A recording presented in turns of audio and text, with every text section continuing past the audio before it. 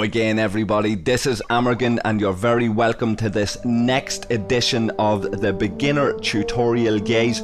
Today we're going to go from level 6 to level 10. We're going to walk you through getting the Orion Corvette as your next main ship. We're going to walk you through getting the ECS Horizon. We're going to focus on a little bit of mining, talk a little bit about your officers and your ships, and where we want to go with our research by level 10. So first up there guys, we're looking at upgrading the nodes around your station, of course, trying to keep up with that. You can skip on a little bit with your ops and stuff at this level, remember, because nobody can really attack you unless you're out on a mine. So this is where we'll use our speed ups maybe to complement events that are happening, domination events or different things that are there, your daily goals and things like that. And we'll get the Orion Corvette built. Remember, it's your battleship, it's your first battleship. You've been working with the Realta until now, which is an Explorer. Remember your battle triangle, guys. Battleship trumps Explorer, Explorer trumps Interceptor, and Interceptor trumps Battleship. And the survey ships are outside of those categories and don't fit into that triangle. So we go forward with this. We have prime damage there guys, we'll take a look at that in a second, but upgrade your research here as well. I'm going with shield modulation there because I'm still using the Realta while that battleship is cooking, while the Orion Corvette is cooking. And we'll try to get through our dailies, of course, get our officer shards and different things from doing that, which all helps. And starting to look forward to what's coming next in terms of research. Like I said, your prime damage there are other primes we're going to look at in a second, and then of course we ultimately aiming to get your Findra at level 10, your first interceptor. I like the Findra, it's what I would mainly use once I get to that level, but we'll talk about all of that later on before we move on to the 2-star ships in another video. Your officers are obviously something to focus on there. I'll point out Chen there guys. Chen shards are available different times through missions and stuff. Chen is a nice officer to get because she mitigates energy when you're farming hostiles. She mitigates against energy, so essentially she'll be very good against Explorer type ships. Again, using the battle triangle, if you stick Chen there onto say your Orion Corvette and go out and attack Explorer ships, the battle triangle will give you that advantage, and Chen will mitigate the energy weapons of that Explorer. The same principle then applies to Talan. If you're out using your Explorer, say your Realta in this instance, and you put Talan on the bridge, Talan will mitigate kinetic weapons, so therefore that'll be good because interceptors is what Explorers are going to be strong against. So you're attacking interceptor style hostiles using Talan on your bridge. The battle triangle is benefiting you because the Explorer is beating the interceptor, and Talan will mitigate the kinetic weapons of the interceptor. Kinetic weapons also on battleships and stuff, different setups for different ships sometimes, so check them out at your leisure guys and familiarise with that. We'll come to that in greater detail at a later stage. There's your prime damage, but evasive maneuvers there I would suggest is more for your interceptor, shield modulation more for your Explorer, and so on like that. Your reinforced bulkheads for the hull of a battleship. So I'm building that because the Orion Corvette is being built, and I'm focusing on getting as much of this done as I possibly can with one eye on that prime damage. Now if we jump into the station, we're dealing with the economy sort of stuff, so it's power steel and all of that, but I'm going to be out mining this, and I'm going to be out doing missions and things, so my station will fill up with resources, so I'm not worried about the economy end of it just yet. Later on we can worry about that, but you can see there guys, there would have been a prime research there in the economy end of it that was a smaller, still a hefty cost in dilithium, but a smaller cost compared to the prime damage. And all of this today guys is gearing up towards getting that prime damage, which we'll come back to in a wee second. Remember daily chests there as well guys, sorry, not the daily chest, your monthly reward chest, your loyalty chest. After completing all of your dailies, you build up them tokens, you can exchange those after 7 days or a month or whatever it is. And a wee glance as well at your factions. Again, not something we want to labour just yet, but start to familiarise with the different factions, where they are, what they do, what ships are associated with them and stuff like that. And we can come back to that once that becomes relevant, but it won't be for a little while yet. And again, like I say, we're looking forward to the Findra. We glimpse there at the tourists and the jellyfish. Again, that's something after level 10 that we'll worry about, but it's the Findra we're looking at. The ECS Fortunate before that Because what we want to do, guys, we want to get the ECS Fortunate out, replacing this Realta in the second dry dock. Very pleased in these levels now, guys, between level 5 and level 10 to get your second dry dock opened, another ship in it, strengthening your base, and building now your first survey ship, the ECS Fortunate. There she is like a wee cigarette lighter or something, and this ship essentially is going to help you mine that little bit safer. It's not going to be entirely safe. People will still come and want to attack it and steal your resources, but some servers have different rules of engagement, ROEs they're called, and a mining ship will be left alone sometimes a little bit easier than a battleship on a mine. Now I'm freely suggesting to you, no problem to go out and use your battleship on a mine, no problem, or your wee Realta here. The Realta, remember, has a very low cost in terms of repair, so your Realta or your battleship can go out and mine your resources, no problem with that. It's going to be killed, except that these Orion corvettes and these Realtas are going to be smashed every time they go out. Don't worry too much about that, because that's what they're there to do. They're there to take the hits, and if you manage to get away with a little bit of resources off a mine in one of them while you log off for the night, then that's great.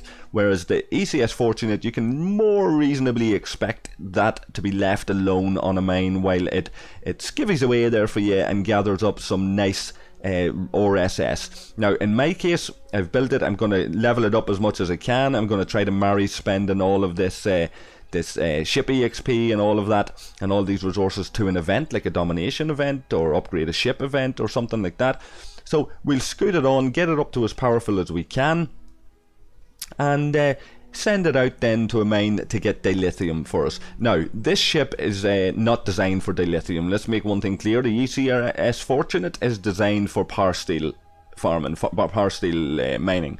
The Envoy is designed for titanium mining, and the ECS Horizon is designed for dilithium mining. Now it's going to be a while before you get those two, especially the Horizon. The Envoys will come quick and fast in time enough now, guys, in the higher levels here, but we'll come with all that later. You can see that we've got a ship now dedicated to power steel. There are other ships dedicated to the others, and we also have officers dedicated to farming these resources. So we can put Chev on there, for example, and Chev will give us a bonus going out and farming titanium. Stick them on your battleship, go out and find explorer type hostiles, and you might get that little bit of a bonus of titanium by Chev being your captain. Likewise, the other officers there will, like Gala and that, will boost power steel and dilithium farming. But I'm going to mine the dilithium, guys. There are certain systems you can mine the dilithium in. We'll come to that in a wee moment. I'll demonstrate what systems they are in a few minutes, and we're going to talk a little bit just about your farming and your completing your dailies and your missions here, guys. Try to marry them all together. Keep going at it. Kill as many of them as you can. Grind like a madman, like I said in the last video, and hit all of your targets, your daily targets, and your combat training here, because in your combat training you'll also get dilithium and parts and different things from just doing these dailies and doing these events. So I can't emphasize enough doing your dailies, marrying all of what you do to your missions and events, of course.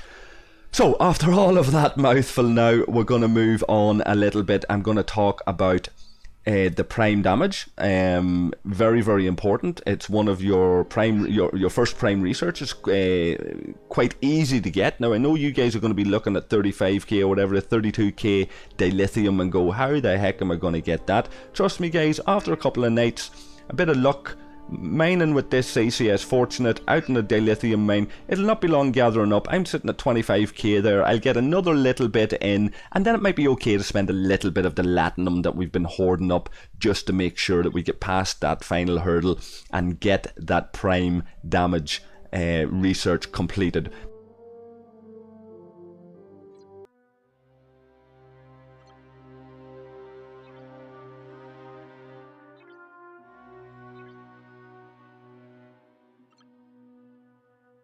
We've unlocked Kabish here, guys. Kabish obviously complements the Envoy for mining titanium, but I would say to you at this level, before you get an Envoy, stick Kabish on your Realta, stick Kabish on your Orion. I'm going to put him on the Orion Corvette here. I'm going to send him out right next door to my base and mine this this lovely titanium. That ship will be mining it at a rate of around 300 or so, maybe, flat. Kabish is going to give it a bonus, and I'm going to be able to mine it at a rate of 448, something in that region.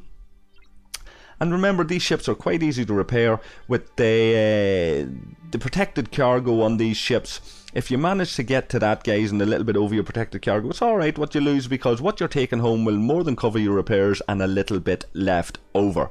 So I suggest quite easily go and mine your titanium with these ships. Go up and park in a system like I am here in Madra 16. It's a housing system around the level 19 hub systems.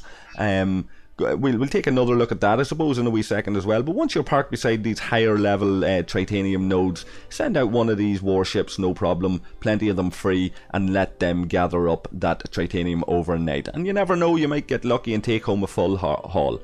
So we're up in Kaikara with the ECS Fortunate, and she's mining the dilithium, like we say.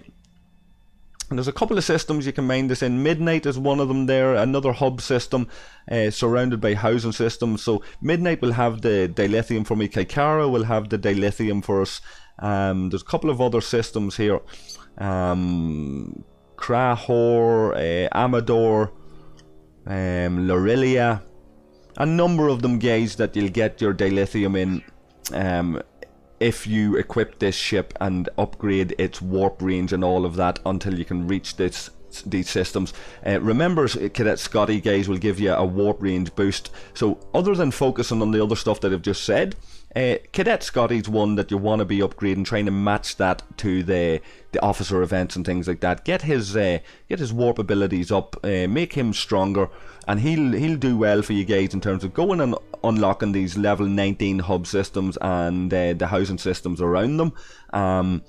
Get up there, discover them, and as soon as you've discovered one of these higher level systems, that's time to move. That's time for me when I'm at level 7, level 8, level 9. I'm thinking, I can't be raided, my base can't be cracked and raided here. There's guys in level 12, 13, 14, 15, 19, 20 up in these systems. They're not going to touch me, they're not going to worry about little old me. They can't touch me anyway, even if they wanted to. I'm too small. So once I've discovered the system, I pop an old relocation token when I'm in that around one of the planets that has space, and move my base onto that, and I can live there quite peacefully until PvP really opens up at level 15. So you can see here we hit level 10. The player ship combat will open up. I'm not too worried about that, that's fine. You're going to be out mining anyway, your ships are going to be hit by other ships anyway, so all that really means is that our ships are going to be able to get hit in open space, but you can also go and hit ships in open space as well. We'll not worry about the PvP aspect either just yet, because like I said, the main focus here is this prime damage, getting to level 10, looking at unlocking the Findra, yeah, we'll 31.2k, we'll spend 57 latinum to finish that off, no problem. This is why we hoard the latinum, guys, for moments like this. And that prime damage, go and look at it. It's a lovely little piece of research to get at these lower levels. Maybe 15k dilithium on the economy based one for the resource production, guys, but I wouldn't worry about that. To waste the dilithium at these low levels, I would say. Later on it's a bit more useful maybe, but focus on your prime damage.